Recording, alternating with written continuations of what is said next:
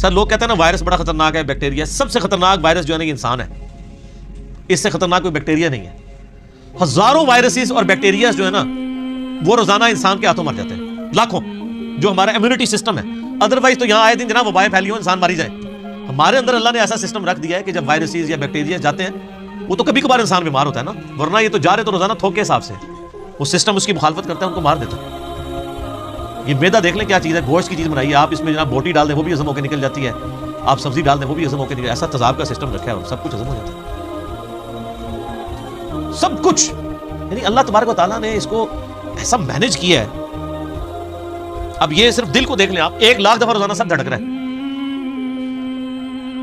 1,00,000 دفعہ روزانہ بغیر کسی بیٹری کے، اور خالی دھڑک نہیں رہا سر، 10,000 لیٹر خون پمپ کر رہا ہے پورے جسم کے اندر. یہ کوئی یو پی ایس بھی نہیں کام کر سکتا، ایک بندے کا دل نہیں چلایا جا سکتا. اتنا خرچ، یہ وینٹیلیٹر پہ دیکھیں نا کتنا خرچہ ہوتا ہے، روزانہ کا 1,00,000-1.5 روپے لے رہے ہوتے ہیں، اس میں بندہ زندہ نہیں رہتا، صرف دل کو مصنوعی طور پہ چلا رہے ہوتے ہیں، میڈیکلی اس کی موت ہو چکی ہوتی ہے.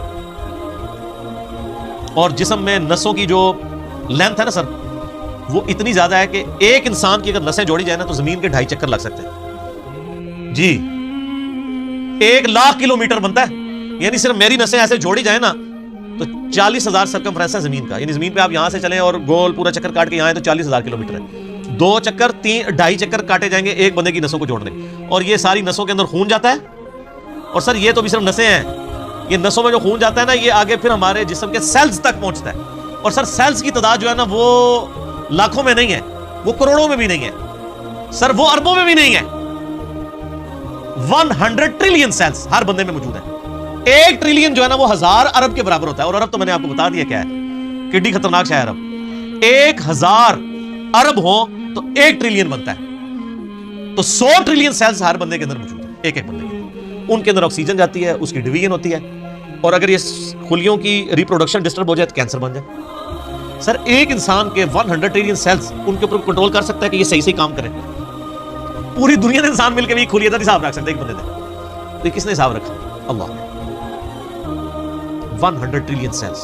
اور سائنٹسٹ کہتے ہیں کہ اتنا بڑا فگر ہے کہ اگر انگلینڈ جیسے 30 ملک ہو، کتنے 30 ملک انگلینڈ جیسے، اور 30 کے 30 صرف درخت ہی اگے ہوئے ہیں اس کے اوپر، ان درختوں کے جتنے پتے ہوں گے نا وہ 100 ٹریلین سیلز بنتے ہیں جو ایک بندے کے اندر اللہ نے رکھ دیا.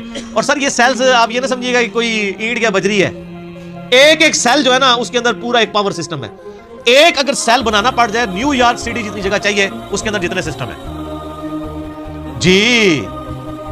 زندگی کی تو میں بات ہی نہیں کر رہا، زندگی تو کوئی ڈال ہی نہیں سکتا، اس کے اندر جو سسٹمز لگے ہوئے ساری کی ساری. اور یہ ایک انسان کی بات ہو رہی ہے سر، ایک انسان کی، اور یہ صرف سیلز کی بات ہو رہی ہے. ابھی یہ نہیں بتایا جا رہا کہ وہ سیلز کیسے ڈیسائیڈ کرتے ہیں کہ کن سیلز نے آنکھیں بننا ہے، کس نے گردے بننے ہیں.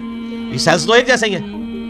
یہ کون ڈیسائیڈ کرتا ہے ماں کے پیٹ کے اندر کہ یہ جو ایک گوشت کا لوتھڑا ہے اس نے کچھ عرصے بعد ڈیسیژن کرنا ہے کہ اس نے اتنے سیلز نے مل کے گردہ بنا دینا، اور سر گردہ اس کا پھر فنکشن بھی بنانا ہے سر، خالی گردہ نہیں بنانا، اس نے دل بنا دینا ہے.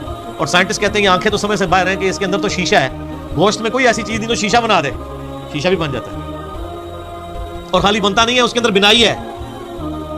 صرف آنکھ میں بولوں نا میرے بھائی 1 گھنٹہ چاہیے، یہ آنکھ کیا چیز بنا دی اللہ نے. پھر پھیپڑے ہیں، گردے ہیں، جگر ہے. ایک ایک بندے کی یہ چیزیں کنسیڈر کریں تو انسان یہ میریکل ہے. یعنی انسان خود بہت، یہی تو اللہ نے فرمایا سنوریہم آیاتنا فی الآفاق وفی انفسہم، ان قریب زمین و آسمان میں اور تمہاری جانوں میں ایسی نشانیاں دکھائیں گے تم چیخ اٹھو گے کہ اللہ حق ہے. سر ایک بیج کے اندر اتنا ڈیٹا موجود ہے کہ جتنی انسانی تاریخ میں کتابیں لکھی گئی ہیں. یہ سیڈ خود اللہ تعالیٰ کا بہت بڑا معجزہ ہے. ایک بیج آپ زمین میں بوتے ہیں تو 6 ارب گنا بڑا درخت بن جاتا ہے. اور ارب تو آپ کو پتا ہے کتنا ہوتا ہے، 6 ارب گنا بڑا درخت اس ایک بیج. اور یہ بیج تو آپ کو صرف نظر آ رہا ہے نا، زمین و آسمان کی ساری مخلوقات مل کے ایک بیج نہیں بنا سکتی، ایک بیج نہیں بن سکتا. آپ کو تو یہ بے قدر نظر آ رہا ہے، لیکن سر اس بیج کے اندر وہ ڈیٹا ہے، ایک ایک چیز پروگرام ہے کہ اس سے جو درخت بننا ہے اس کے پتوں کا کلر کیا ہوگا، اس کے تنے کا سائز کیا ہوگا، اس سے فروٹ کون سا اگنا ہے، اس فروٹ کے پکنے کی ٹائمنگ کیا ہوگی. ایک ایک جو ڈیٹا ہے نا وہ یہ ہارڈ ڈسک، یہ بیج ہے. اور سر آپ نے تربوز کبھی کاٹا ہے؟ اس کے اندر کتنے بیج نکلتے ہیں؟ آج کل سردیاں امرود کھایا، کتنے بیج نکلتے ہیں؟ ایک ایک بیج کے اندر کروڑوں امرودوں کا ڈیٹا موجود ہے. ظاہر ہے کہ جی آپ ایک بیج کو بوئیں گے تو ایک اور درخت نکل آئے گا سر، اس کے ساتھ سینکڑوں ہزاروں امرود لگیں گے. ایک دفعہ نہیں، آپ توڑیں گے اگلے سیزن پھر لگ جائیں گے. وہ نکلا کس سے ہوا ہے؟ ایک بیج سے. اور وہ ایک بیج خود ان ہزاروں بیجوں میں سے ہے جو ایک امرود سے نکلتا ہے. ایک امرود ہی جو ہے انبلیویبل چیز ہے. میں تو یقین کریں جب یہ یعنی تربوز کاٹتا ہوں میں پریشان ہو جاتا ہوں کہ کہاں بیچ میں ایڈجسٹ کیے ہوئے بیج, اور یہ جو تربوز آپ کاٹ رہے ہیں سر, یہ آپ اربوں تربوز کاٹ رہے ہیں, کیونکہ ہر بیج کے اندر ایک تربوز ہے, اور وہ جو اس بیج سے تربوز نکلے گا اس کے اندر کتنے آگے بیج ہوں گے, اور ان بیجوں کو بوئیں گے تو ان سے آگے کتنے تربوز نکلیں گے. اور اب کوئی بیوقوف ہوگا نا جو کہ یہ خود بخود ہو رہا ہے, اگر کوئی کہتا ہے یہ خود بخود ہو رہا ہے تو آپ کر کے بتا دیں. ہم آپ سے کہتے ہیں کہ آپ بیج بنا دیں, ہمیں بیج بنا کے کو بتا دیں. اس سے بھی آسان کوشچن دیتے ہیں آپ, بیج تو نہیں آپ بنا سکتے, ہم آپ کو انڈا دیتے ہیں توڑ کے, آپ اس سے چوزا بنا کے بتا دیں. انڈا تو بنانے کا آپ کو کہہ نہیں سکتے نا جناب, وہ تو آپ کو بھی پتا ہے. زمین و آسمان کی ساری مخلوقات مل کے ایک انڈا نہیں بنا سکتی. اور مجھے اگر آپ بتائیں کہ اگر کسی شخص کو یہ نہ پتا ہو کہ چوزا انڈے سے نکلتا ہے, آپ اس کے سامنے الٹے بھی لٹک جائیں نا, وہ ماننے کے لیے تیار نہیں ہوگا.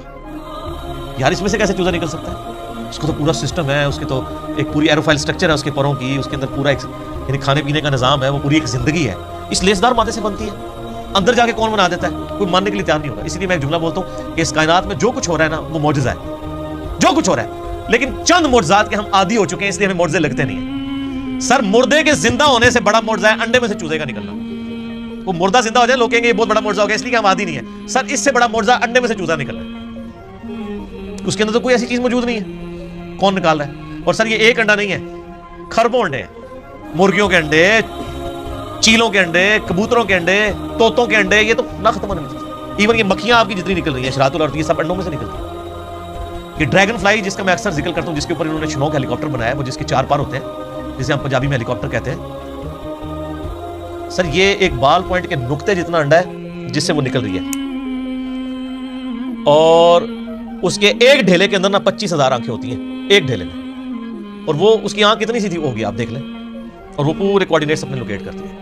آپ کے ہیلی کاپٹر اور جہازوں کو تو لینڈ کرنے کے لیے جگہ چاہیے, اور اللہ نے جو بنائے ہوئے ہیں, چڑیا کو آپ نے کبھی دیکھا ہے, اس کو لینڈنگ کے لیے کوئی جگہ تلاش کرنی پڑتی ہے, کوئی جگہ صاف کروانی پڑتی ہے, جدھر سے اٹھے جہاں مرضی جا کے لینڈ کر لیں. اور ہمارے جہازوں میں تو ہمیں فیول ڈالنا پڑتا ہے سر, چڑیا میں آپ کو نہیں فیول ڈالنا پڑتا, وہ خود اپنا فیول لیتی ہے. اور آج کل تو یہ سردیاں ہیں, آپ کو پتہ ہے آج کل وہ پرندے آئے ہوئے ہیں سائبیریا سے ادھر, 10,000 کلومیٹر کا سفر. کتنا سر؟ بوئنگ 747 میں ایک دفعہ ٹینکی فل کرے نا, وہ بھی 8,000 کلومیٹر اڑتا ہے انجنوں کے ساتھ. اور یہ نازک سا پرندہ جس کو آپ سرخاب کے پر سنا بھی ہے نا, سرخاب آپ دیکھ لیں کتنا سا پرندہ ہوتا ہے اگر پر پھیلائے تو, اور وہ ان پروں میں وہ طاقت, بالکل نازک سے پر ہے سر, 10,000 کلومیٹر اڑ کے آتا ہے بغیر کھائے پیے. جی اسٹیج ہے کوئی نہیں, اور توکل دیکھیں سمندر کے اوپر سے اڑ کے آتا ہے جہاں وہ لینڈ بھی نہیں کر سکتا, اور اس کو اپنے اللہ کے اوپر کتنا اعتماد ہے کہ یہاں پہنچتا ہے وہ بغیر کھائے پیے. اور وہ نیند کی کنڈیشن میں بھی, یعنی وہ جس کو پنجابی کہنا ہے جاگو میٹی رہتا ہے, وہ اڑتا رہتا ہے, اس کے پر چلتے رہتے ہیں, وہ اپنی نیند بھی ہوا کے اندر پوری کرتا ہے. 10,000 کلومیٹر کا سفر کر کے آتے ہیں یہاں پہ, اور کیونکہ وہاں زیادہ سردی ہوتی ہے نا, یہ بھی ان کو پڑھایا ہوا ہے اللہ نے جناب کہ سردی زیادہ ہوگی, چلو سب کانٹیننٹ. پھر یہاں پہ ہمارے جو شکاری لوگ ہیں کچھ شکار کرتے ہیں, زیادہ تر تو وہ بچ جاتے ہیں, پھر وہ جب موسم جب صحیح ہوتا ہے وہ واپس بھی رشیا چلے جاتے ہیں. یہ سر میں صرف ایک سپیشیز کی بات کر رہا ہوں, تتلیاں ہیں وہ بھی ملینز کی تعداد میں. آپ اگر ایک یوٹیوب کے اوپر آپ یہ نیشنل جغرافی والوں کا پروگرام دیکھیں نا, میگا مائگریشنز کے نام سے بڑی بڑی جو یعنی ہجرتیں ہوتی ہیں جانوروں کی, کہاں سے کہاں تک جاتے ہیں, بندہ حیران ہو جائے. یہ ہاتھی جناب جو آپ کو بالکل سیدھا سا نظر آ رہا ہے, یہ صرف پاؤں مار کے نا زمین پہ 40 کلومیٹر دور کمیونیکیشن کر لیتا ہے دوسرے ہاتھی کے ساتھ کہ سر میں تھے جے 40 کلومیٹر بغیر موبائل فون کے. اور یہ جو عقاب ہے کئی کلومیٹر سے نا ایک کیڑا بھی زمین کے اوپر دیکھ لیتا ہے سر, اور وہ شکار کرتا ہے, اللہ نے اس کو سکھا دیا. پھر اگر مچھلیوں کی طرف جائیں تو بندہ پریشان ہو جاتا ہے. کیا ایک یعنی گوشت کے ایک لوتھڑے کے اندر اللہ نے کیا ان کے اندر پوری چیزیں فٹ کر دی ہوئی ہیں. سمندر کے اندر کوئی مطلب انڈیکیٹرز تو نہیں لگے ہوئے کہ یہ مشرق ہے, یہ مغرب ہے, شمال ہے, جنوب ہے. ان کے دماغ میں کمپاس لگی ہوئی ہے.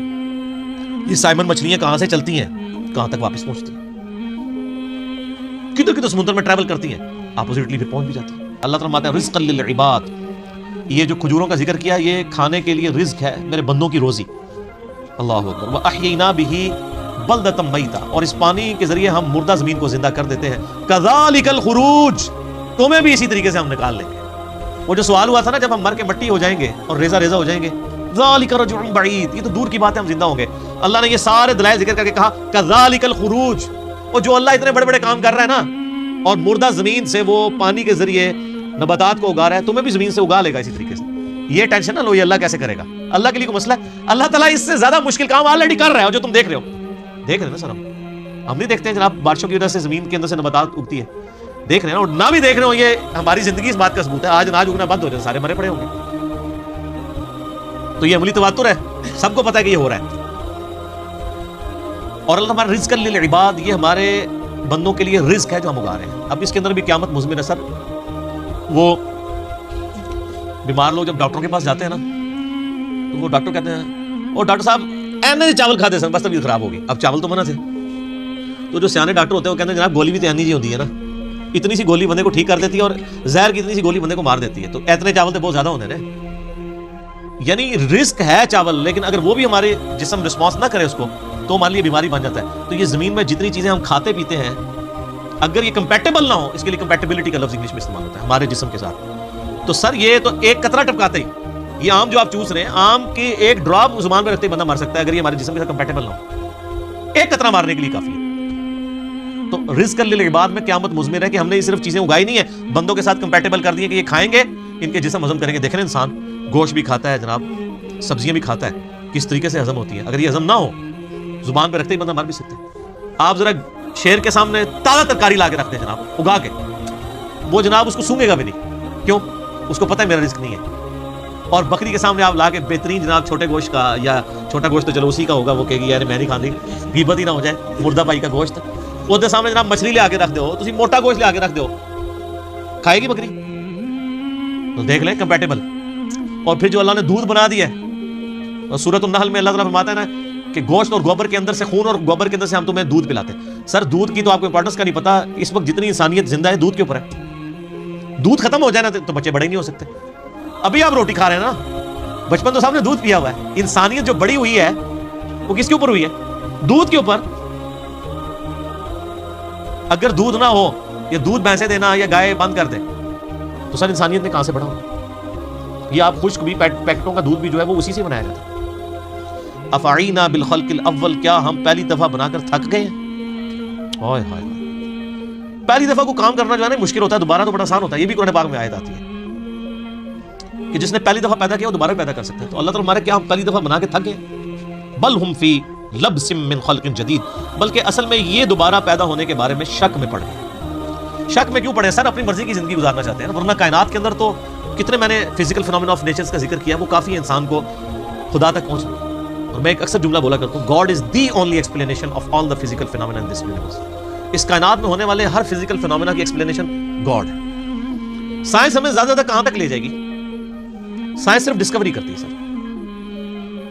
پہلے اگر انڈے کی وہ انہوں نے ڈسکوری کی کہ انڈے کے اندر چوزا بنتا ہے, اور اس کے بعد پھر ایک اور سٹیپ طے ہو گیا کہ اس میں کیمیکل ریئیکشنز کیا ہوتے ہیں. آپ جتنا مرضی کریں, آپ ڈسکوری سے ایک ایک سٹیپ اور طے کرتے جائیں گے, لیکن کریں گے ڈسکوری, انڈا کو بنا نہیں سکے گا, چوزا کو بنا نہیں سکے گا. اسی لیے بایولوجی کا یہ لا فائنل ہو چکا ہے کہ living things can never be created out of non living things. مرغی نے انڈا دینا ہے تو اس میں سے چوزا نکلنا ہے سر, انڈا کو بنا نہیں سکتا.